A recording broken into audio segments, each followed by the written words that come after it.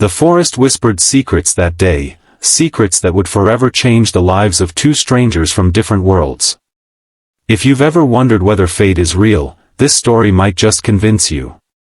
Before we dive in, if you're enjoying these real-life stories of extraordinary human connection, please hit that like button and subscribe to our channel for more content that reminds us of the unexpected ways our lives can intertwine.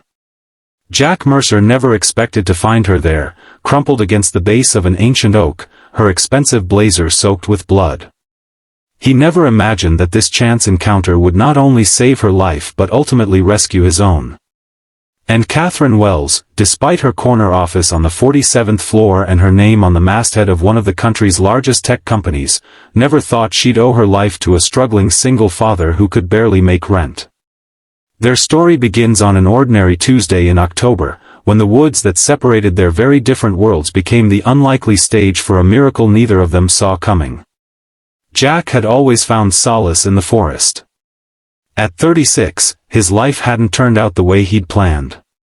The small cabin he shared with his 8-year-old daughter Lily sat at the edge of Oakridge Forest, a sprawling woodland that separated the working-class neighborhood of Pine Hills from the affluent community of Lakeview Heights. Every morning, Jack would wake before dawn, prepare Lily's lunch, drop her at school, and then head to his job as a maintenance worker at the local community college. But Tuesdays were different.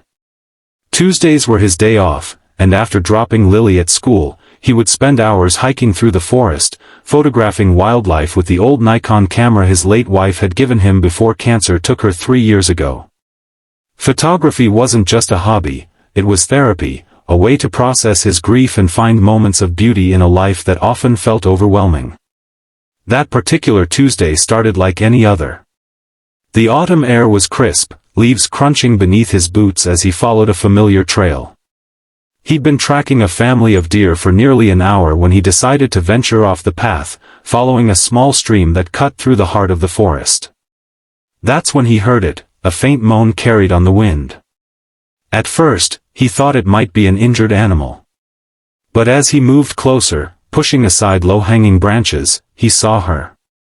A woman, perhaps in her mid-40s, lay slumped against a tree.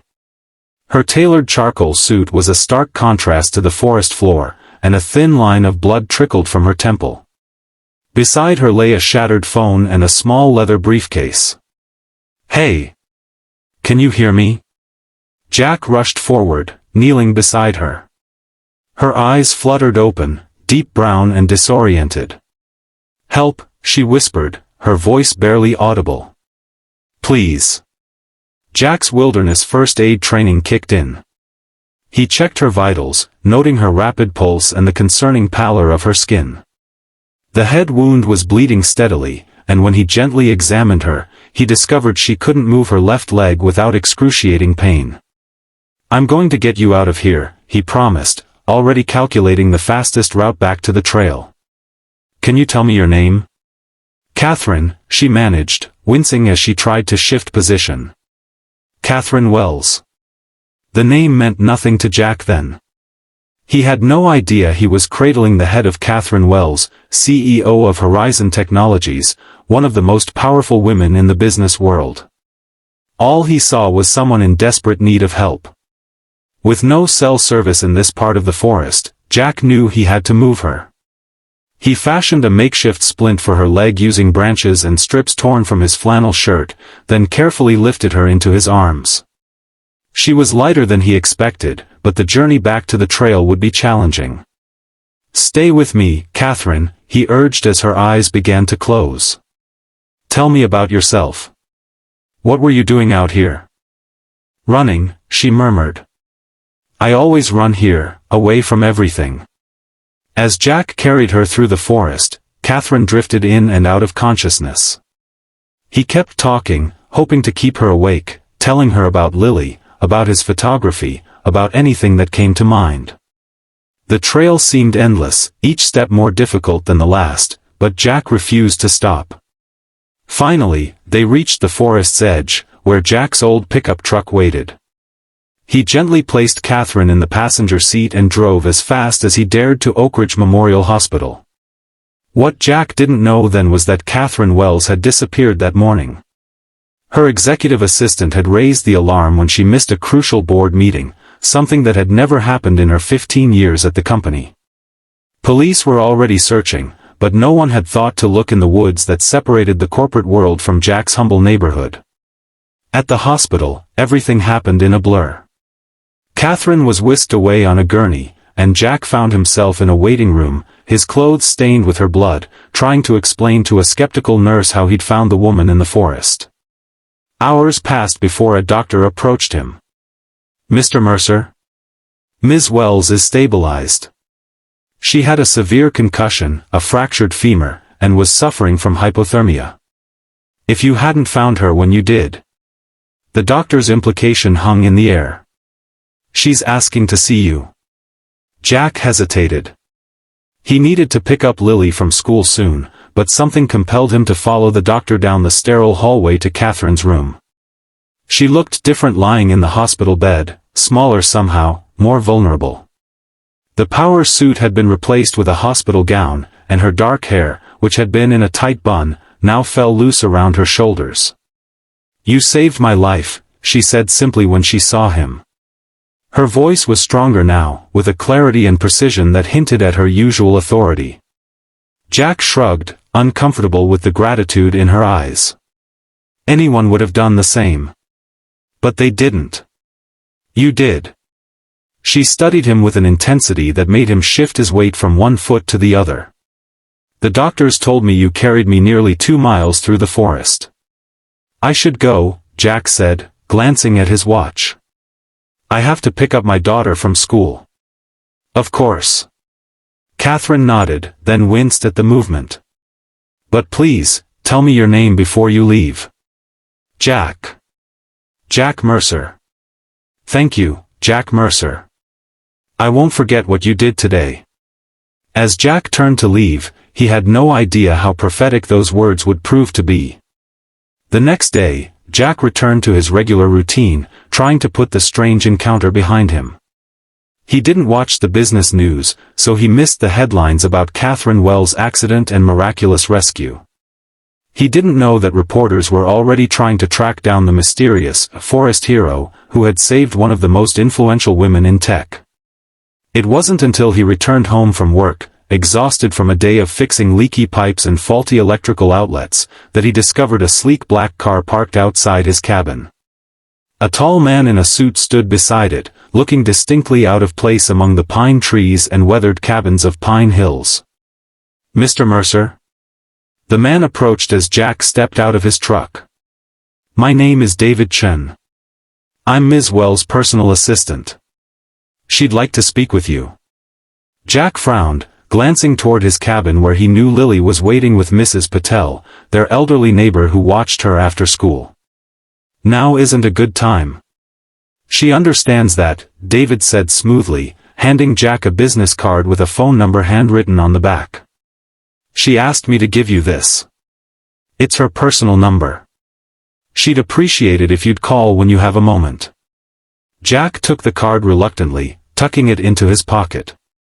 "I'll think about it." Inside, Lily greeted him with her usual enthusiasm, throwing her arms around his waist. "Dad! Mrs. Patel helped me with my science project. Want to see?"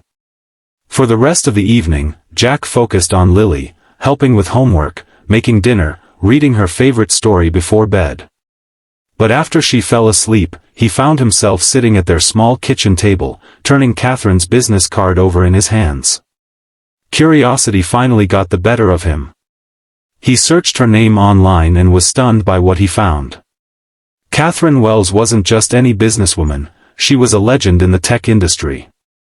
After founding Horizon Technologies in her garage 20 years ago, she had built it into a multi-billion-dollar company that specialized in renewable energy solutions. Articles described her as brilliant, ruthless, and intensely private. There were few personal details, just mentions of her Harvard education and her reputation for working 18-hour days. Jack stared at the search results, trying to reconcile this powerful figure with the vulnerable woman he'd carried through the forest. After a long moment, he picked up his phone and dialed the number on the card. She answered on the second ring. Catherine Wells. It's Jack. Jack Mercer. From the forest. There was a pause, then her voice softened slightly. Jack.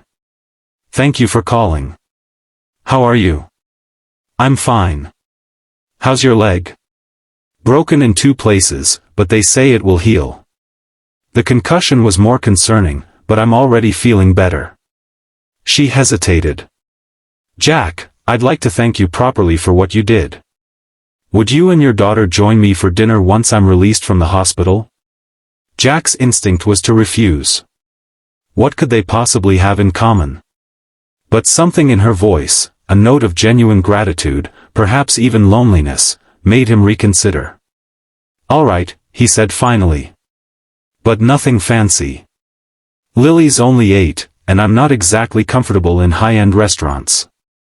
I understand. I'll have David arrange something suitable. There was another pause. The police think I was attacked, Jack. Someone deliberately pushed me down that ravine and left me to die. The revelation stunned him. Did you see who did it? No. I was running, like I do every morning. I remember hearing footsteps behind me, then a hard shove, and then, nothing until I woke up and saw you. Jack thought back to the scene, the isolated location, the broken phone, the briefcase that had still been with her. It doesn't sound like a robbery. No, Catherine agreed grimly. It sounds like someone wanted me dead. The conversation left Jack unsettled. He found himself scanning the tree line around their cabin more carefully in the days that followed, as if Catherine's unknown assailant might somehow target him next. It was an irrational fear, but parenthood had made him cautious to the point of paranoia.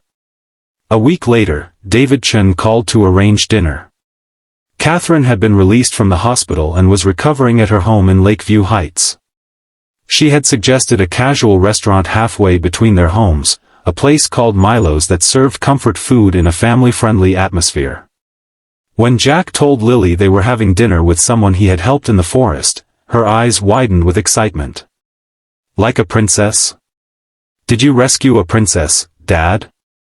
Jack smiled, helping her into a clean dress. Not a princess, sweetheart. Just someone who needed help. Milo's turned out to be a cozy establishment with wooden booths and checkered tablecloths.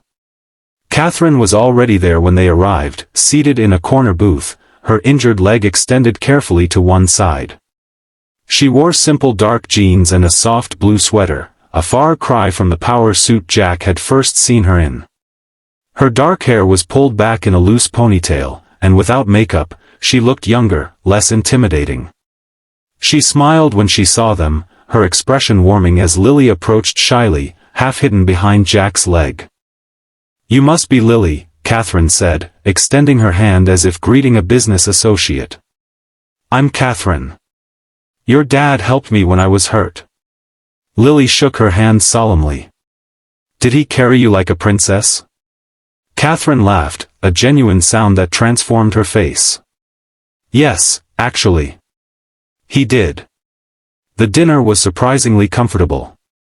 Catherine asked Lily about school and listened with genuine interest as the little girl described her science project on butterflies. She avoided business talk, instead asking Jack about his photography, seeming genuinely impressed when he reluctantly showed her some nature shots on his phone. These are extraordinary, she said, swiping through the images. You have a real talent, Jack. He shrugged, uncomfortable with the praise. It's just a hobby. Sometimes hobbies are where our true talents lie. She handed back the phone, her expression thoughtful. What did you do before you worked at the college? I was a contractor. Had my own small business. But after my wife died, I couldn't manage the unpredictable hours with Lily, so I took the maintenance job. Steady hours, benefits. He didn't mention the medical bills that had drained their savings, or how close they'd come to losing the cabin last winter. Catherine nodded, understanding in her eyes. As the evening progressed, Jack found himself relaxing, even enjoying her company. She was different here, warmer, funnier, more human than the corporate titan he'd read about online. As they were finishing dessert, an enormous slice of chocolate cake that Lily insisted on sharing with Catherine, Jack finally asked the question that had been nagging at him. "Have the police made any progress? With finding who attacked you?" Catherine's expression clouded. She glanced at Lily, who was happily demolishing the last of the cake, then lowered her voice. "Not yet. But I have my suspicions. Care to share?" She hesitated. "I'm in the middle of a complicated situation at Horizon. A merger that not everyone supports. There are people who would benefit significantly if I were out of the picture." "That sounds serious. Shouldn't you have security or something?" "I do now." She nodded toward the restaurant entrance, where Jack noticed a broad-shouldered man watching their table discreetly. "But I value my privacy. My morning runs were the one time I felt free. Just another person, not Catherine Wells, CEO." Jack understood that desire for anonymity all too well. After Amy died, the pitying looks from neighbors and friends had driven him deeper into the forest, seeking spaces where no one knew his story. As they prepared to leave, Catherine handed Jack an envelope. "A small token of my appreciation." Jack frowned, not opening it. "I didn't help you for a reward. I know that. But please, accept it. For Lily." Later that night, after Lily was asleep, Jack finally opened the envelope. Inside was a check for $50,000. He stared at it in disbelief, his hands shaking slightly. It was more money than he made in a year, enough to pay off their remaining medical bills, fix the cabin's leaky roof, maybe even start a small college fund for Lily. His first instinct was to tear it up. He didn't want charity, especially not from someone who probably wrote checks like this without a second thought. But then he thought of Lily, of the opportunities this money could provide for her, and his pride faltered. The next morning, he called Catherine. "It's too much," he said without preamble. "It's not nearly enough," she countered. "But if the money makes you uncomfortable, I have an alternative proposal." "I'm listening." "I've seen your photography, Jack. You have an exceptional eye. Horizon is launching a new environmental initiative next month, and we need images for the campaign. I'd like to commission you, properly, as a professional photographer." Jack was speechless. Photography had always been his passion, but he'd never considered it could be more than that. "I don't have professional equipment," he said finally. "Just my old Nikon. That can be arranged. Think about it, Jack. This could be an opportunity to do what you love and provide for Lily at the same time." The offer was tempting, almost too good to be true. But something held him back. "Why are you doing this? You don't even know me." There was a long pause before Catherine answered. "Because when you found me in those woods, you didn't see Catherine Wells, CEO. You just saw a person who needed help. Do you know how rare that is in my world?" Her voice grew quieter. "And maybe because I understand what it's like to raise a child alone." The revelation surprised him. There had been nothing in the articles about Catherine having children. "You have kids?" "A son. Matthew. He's 17 now, away at boarding school." There was a complex emotion in her voice, pride tinged with regret. "His father left when he was 2. It's been just the two of us ever since." The shared experience of single parenthood created an unexpected bond between them. Over the following weeks, as Jack began taking photographs for Horizon's campaign, he and Catherine developed a friendship that bridged their different worlds. Jack discovered that beneath Catherine's polished exterior was a woman who had fought her way up from humble beginnings. The daughter of a factory worker and a nurse, she had won a scholarship to Harvard, then built her company from nothing, all while raising her son alone. Her success hadn't come without sacrifices. Her relationship with Matthew was strained by years of missed school events and distracted holidays.